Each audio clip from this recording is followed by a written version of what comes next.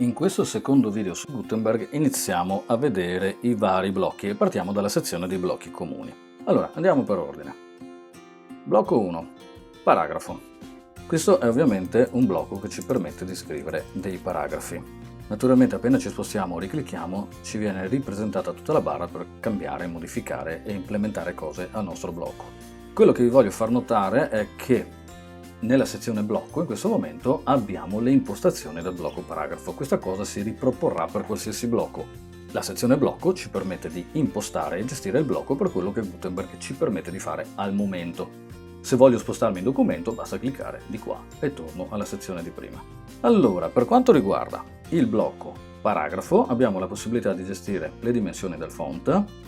Di default verranno prese quelle che il tema implementa, le possiamo anche eventualmente definire manualmente, possiamo inserire il capolettera, possiamo andare ad inserire delle impostazioni colore, sia per lo sfondo che per il testo. Presumibilmente suppongo, ma adesso lo verifichiamo, che Gutenberg in questo caso vada ad applicare uno span, vediamo subito, ispezioniamo velocemente questo elemento per vedere, e infatti credo che no, ma anche no. Dove ha messo? No, in realtà ha messo un P con una classe dove è andato ad assegnare un colore tra quelli predefiniti, quindi c'è proprio una classe che assegna il colore, non viene utilizzato uno span. Poi qui sotto ci sono le avanzate. Le avanzate sono molto importanti perché ci permettono di aggiungere delle classi, dei nomi di classe che se conosciamo o aggiungiamo comunque dal customizer ci permettono di implementare e modificare i blocchi già esistenti. Ricordatevela questa cosa perché è molto bella, ma magari la vediamo più avanti. Un secondo blocco che possiamo andare subito a visualizzare, quindi qui ci basta mandare a capo, ci viene riproposto il più. Il secondo blocco è quello di titoli che abbiamo già visto nel primo video. Qui abbiamo le impostazioni del blocco, ci viene segnalato come un H2 perché probabilmente Gutenberg ritiene che questo sarà presumibilmente l'H1, e che non vuol dire che non lo possiamo inserire ovviamente, però di per sé questo è il presupposto. Allora qui abbiamo di nuovo impostazioni di colore, in questo caso solo del testo, e qui abbiamo di nuovo le avanzate. Il terzo blocco che possiamo andare a vedere è il blocco scusate che andiamo nei blocchi comuni qui sotto, il blocco immagine. Allora, il blocco immagine è un blocco che ci permette di andare a gestire eventuale allineamento delle immagini, molto come sempre ribadisco, lo dico solo una volta perché poi mi stanco, è dipeso dal tema. Qui abbiamo le solite impostazioni, Gutenberg ci mostra come questo blocco può essere sostituito con cosa. Qui possiamo andare ho già preso un'immagine, a caricare una qualsivoglia immagine dalla libreria, seleziono, come potete vedere qui posso aggiungere una didascalia. Questo blocco è molto più impegnativo dal punto di vista delle possibilità, posso anche definire delle dimensioni, posso rendere linkabile il blocco, ok? Qui posso andare a modificare effettivamente l'immagine. Tra gli stili è stata aggiunta la maschera, quindi posso andare a creare un border radius molto velocemente. Qui inserisco il testo alternativo, che però non è lo stesso testo alternativo che troverete nella libreria media. Cioè attenzione che se lo aggiungete qui di là rimane vuoto, quindi quando andate a rimportare l'immagine dovete andare a reinserirlo. Credo che prevedano che si possono fare le due cose separatamente. Qui si va a scegliere, come sempre, la dimensione dell'immagine tra quelle che sono state caricate. Qui possiamo forzare le dimensioni in maniera abbastanza easy e qui possiamo andare ad inserire la solita classe avanzate. Ce n'è già una messa da loro, vedete? Se volessi metterne un'altra, 2 o 3, ricordatevi di aggiungere lo spazio e continuare a scrivere. Ok, prossimo blocco che andiamo a vedere, sempre tra i blocchi comuni, è il blocco elenco, velocissimo. Quindi, tra parentesi, vedete che qui posso andare a portare su e giù i vari blocchi, oppure li posso trascinare tra loro. Poi vedremo anche come incastrarli tra loro in un prossimo video.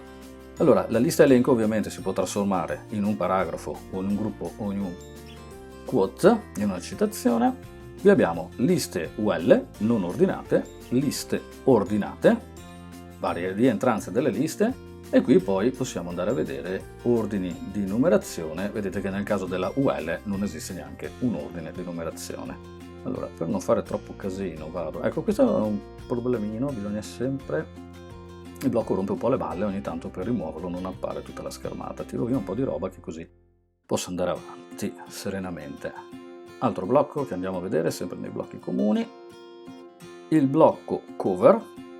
che ci permette di andare ad inserire o uno sfondo, colorato intendo ovviamente, oppure caricare, trascinando direttamente anche già qua dentro, un'eventuale immagine di sfondo, e la suddetta immagine di sfondo, che può essere ridimensionata a piacere,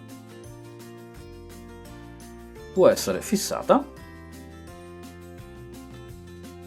oppure può essere lasciata scroll. Possiamo decidere cosa mostrare dall'immagine, quindi le varie posizioni, center, scroll, top, right, compagnia bella, eccetera, eccetera, eccetera.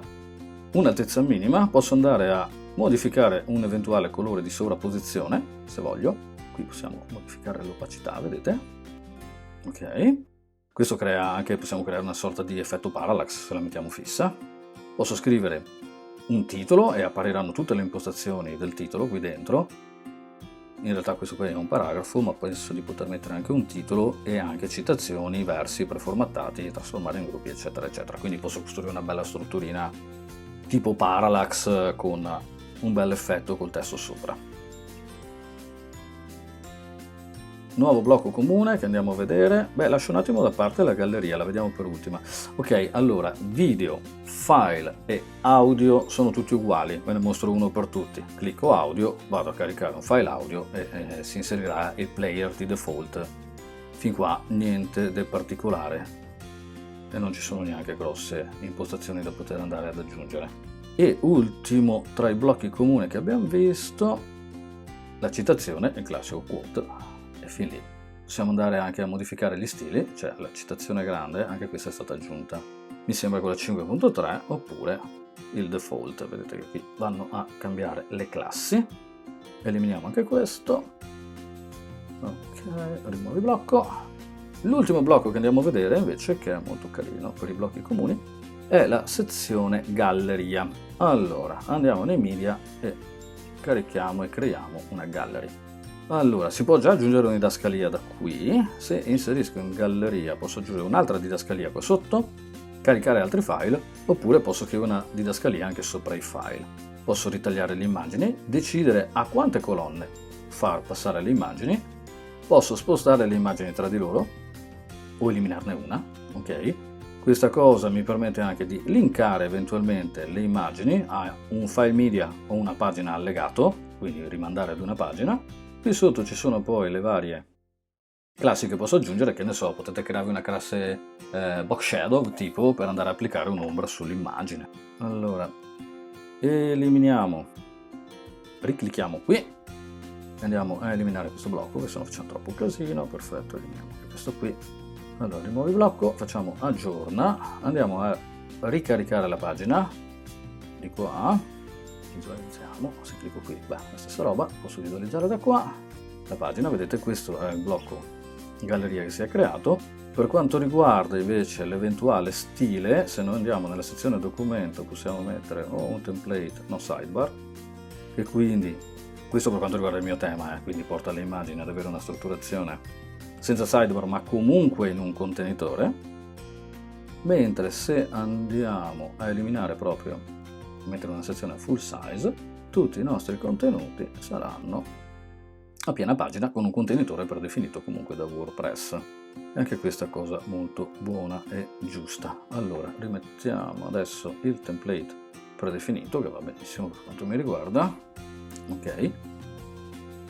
E per questo video è tutto. Ci vediamo con il prossimo video, dove andremo a vedere, guardate che rimuoviamo questo, dove andremo a vedere i bellissimi blocchi di formattazione. È tutto ragazzi, see you next time!